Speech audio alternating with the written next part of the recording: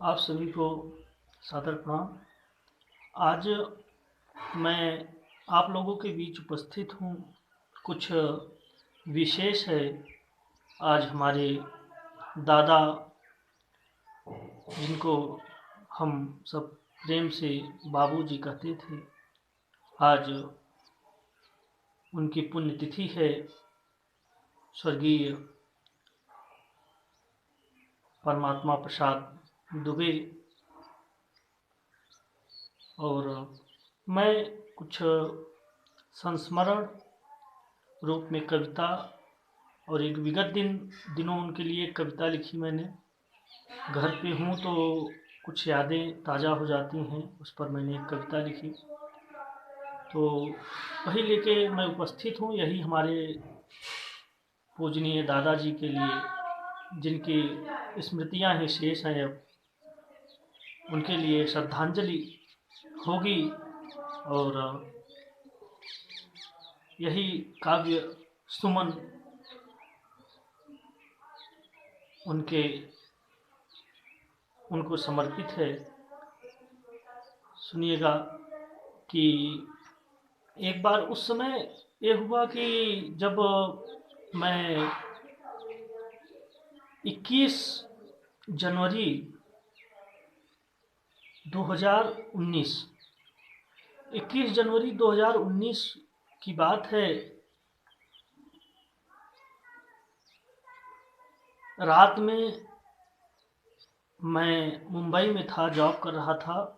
21 जनवरी की रात 11:30 पर दादर रेलवे स्टेशन से ट्रेन थी दिल्ली के लिए। कुछ कार्य विशेष था, मुझको वहाँ जाना था। और 11:30 पे रात्रि दादर से ट्रेन चली। और सुबह उस समय मुझे ज्ञात था कि दादाजी का स्वास्थ्य ठीक नहीं है। और पिताजी भी साथ में रहते थे मुंबई में। वो आ चुके थे घर पर और मैं वहाँ पे था। पिताजी ने कहा कि अगर कुछ समझ में आएगा इधर उधर तो भाई हम फ़ोन करेंगे, चले आना। तो इसी आश्वासन पे हम वहाँ रुके थे।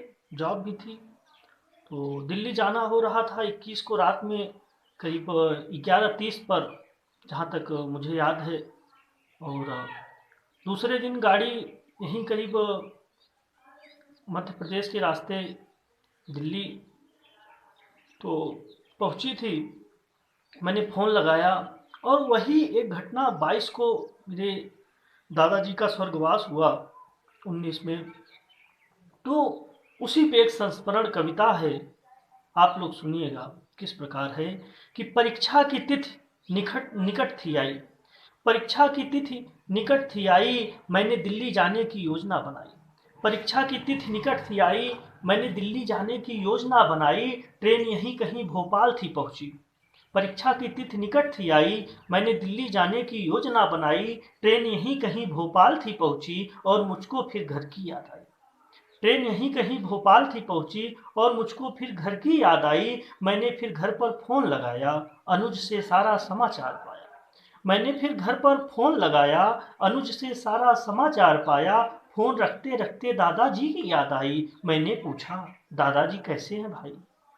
फ़ोन रखते रखते दादाजी की याद आई। मैंने पूछा, दादाजी कैसे हैं भाई? अनुज ने कहा, हाँ ठीक हैं, हाँ ठीक हैं। अनुज ने कहा, हाँ ठीक है, हाँ ठीक है, पर उसकी ध्वनि में हकलाहट सी आई। अनुज ने कहा, हाँ ठीक है, हाँ ठीक है, पर उसकी ध्वनि में हकलाहट सी आई। मेरे मनः पटल पर उनका चलचित्र सा चलने लगा। मेरे मनः पटल पर उनका चलचित्र सा चलने लगा और उन्हें देखकर अनायास ही अश्रु बहने लगा। स्वयं से ही स्वयं को धीरज बधाया और 2 घंटे बाद फिर से फोन लगाया। स्वयं से ही स्वयं को धीरज बधाया और 2 घंटे बाद फिर से फोन लगाया। और 2 घंटे बाद फिर से फोन लगाया। इस बार फोन पिताजी ने को लगाया। इस बार फोन पिताजी को लगाया, पर फोन आदरणीय अग्रज ने उठाया। इस बार फोन पिताजी को लगाया, पर फोन आदरणीय अग्रज ने उठाया। पर अग्रज से एक भी शब्द कहा न जा रहा था और मैं इधर हेलो हेलो की आवाज लगा रहा था। पर अग्रज से एक भी शब्द कहा नहीं जा रहा था और मैं इधर हेल्लो हेल्लो की आवाज़ लगा रहा था। मेरे अंदर घबराहट सी बढ़ रही थी, जो कल्पना से अनेकों विचार गढ़ रही थी। अंततः अग्रज ने वही सुनाया, अंततः अग्रज ने वही सुनाया जिसका मैंने था अंदेशा लगाया। अंततः अग्रज ने वही सुनाया जिसका था मैंने अंदेशा लगाया। फिर फोन से पिताजी की आवाज आ रही थी, जो मुझे ढाढ़स सी बधा रही थी। पर मैं अंदर ही अंदर टूट चुका था, पर मैं अंदर ही अंदर टूट चुका था, और काल भी मुझसे छूट चुका था। यही घर पर मेरी अंतिम बात थी, और मेरे आगे एक काली रात थी। यही घर पर मेरी अंतिम बात थी, और मेरे आगे एक काली रात थी। कैसे भी कर मैं दिल्ली से प्रयागराज आया। क्या होता है कि हमारे यहाँ सब प्रयागराज ले जाते हैं, अंत्येष्टि वहीं होती है, अंतिम संस्कार। तो मैं शामिल नहीं हो पाया, इस बात का मुझे दुख था। तो कैसे भी कर मैं दिल्ली से प्रयागराज आया, और सुबह ही जाकर संगम में नहाया। और जब दादाजी को स्मरण कर अर्घ्य देने लगा, मेरे आंखों से अश्रु बहने लगा, क्योंकि मेरे कानों तक एक ही आवाज आ रही थी, जो आया ना आए, आया ना आए, आया ना आए कहे जा रही थी, जो आया ना आए, आया ना आए, आया ना आए। ऐसे पूजनीय दादाजी को के चरण में सादर प्रणाम करते हुए, और यही कविता सुमन एक यादें रह जाती हैं हम लोगों के बीच।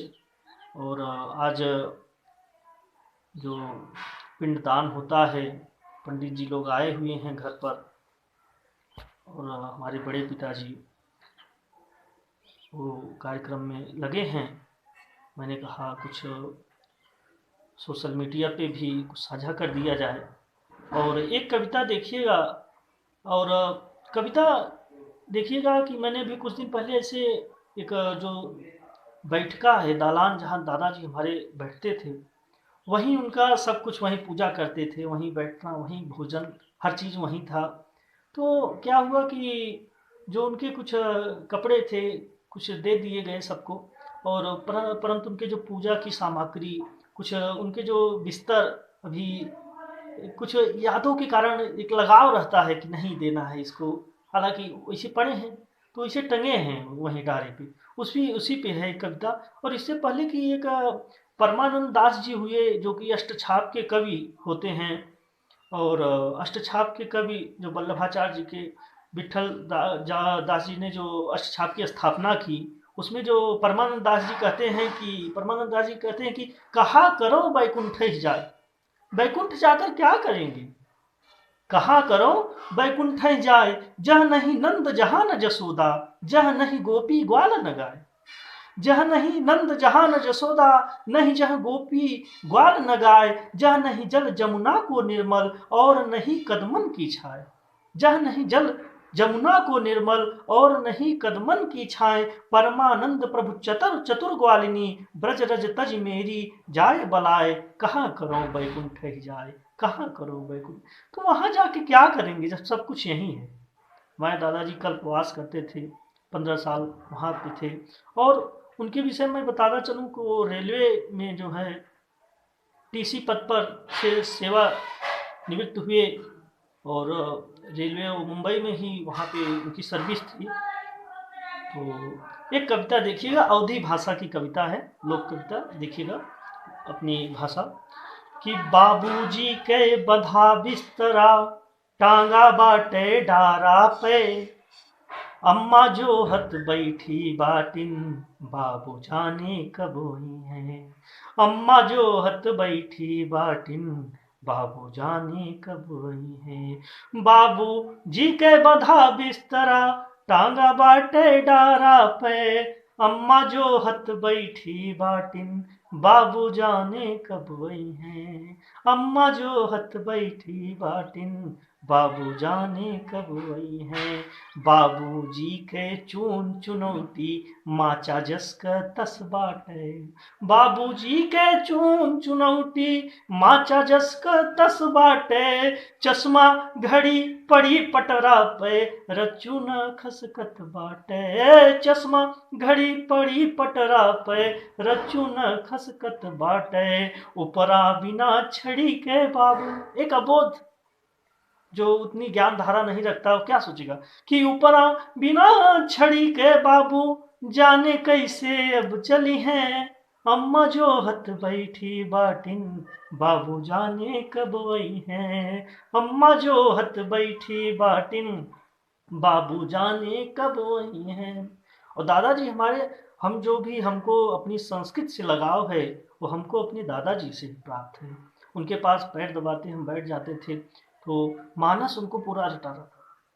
वो छुट्टी उनकी सेवानिवृत्त यहीं घर पे रहना था। दोपहर में अपना खा पी कर मानस पढ़ने लगते थे। प्रतिदिन उनका था, महीने में एक बार खत्म ही कर देते। कितनी पुस्तकें पढ़ी हुई हैं, भगवत गीता, यथार्थ गीता और पुराण साहित्य, तमाम पुस्तकें पढ़ी हुई हैं उनकी। और ये भी एक धरोहर है हमारे लिए। सुनिएगा कि मानस के एक एक चौपाई, बाबू के खूब रटी रही। अलमारी और मेज शार्दुल, किताबन से पटी रही। मानस के एक एक चौपाई, बाबू के खूब रटी रही। अलमारी और मेज शार्दुल, किताबन से पटी रही। दोपहरिया में बैठ ठाट से, दोपहरिया में बैठ ठाट से, मानस कैसे अब कही है। अम्मा जो हत बैठी बाटिन, बाबू जाने कब आई है। अम्मा जो हत बैठी बाटिन, बाबू जाने कब आई है। बाबू के फोटो पे अम्मा, माला फूल चढ़ावथिन। भाव देखिएगा कि बाबू के फोटो पे अम्मा, माला फूल चढ़ावथिन। खाए लगथिन पहले उनका, तुरते भोग लगावथिन। खाए लगथिन पहले उनका, तुरते भोग लगावथिन। सबसे बोले खुशी रहे मुल, सबसे बोले खुशी रहे मुल, कैसे उनसे बतिये हैं। सबसे बोले खुशी रहे मुल, कैसे उनसे बतिये हैं। अम्मा जो हत बैठी बाटिन, बाबू जाने कब आई हैं। अम्मा जो हत बैठी बाटिन, बाबू जाने कब आई हैं। बाबू जाने कब आई हैं। और उनका जो चंदन लगाते थे उस पर देखिएगा कि लल का चंदन रहे लगावत, हमका पूरा याद रहे। लल का चंदन रहे लगावत, हमका पूरा याद रहे। खाए पिए के कमी नाई बा, उन्हीं से आबाद है। खाए पिए के कमी नाई बा, उन्हीं से आबाद है। चार जने माँ बैठ दोपहरी, चार गांव में देखिए सब दोपहर में बैठते हैं, 4 2 5 लोग, अपना आनंद कथा होती थी जो है, बहुत अच्छा लगता था कि 4 जने माँ बैठ दोपहरी, कैसे सत्संगत करी है।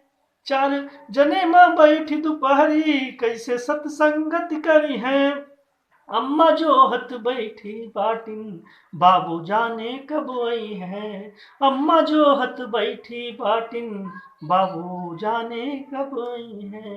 इन्हीं शब्दों के साथ बाबूजी को एक बार फिर सत नमन करते हुए आप सभी को मैं प्रणाम करता हूँ और अपने शब्दों को विराम देता हूँ। सादर।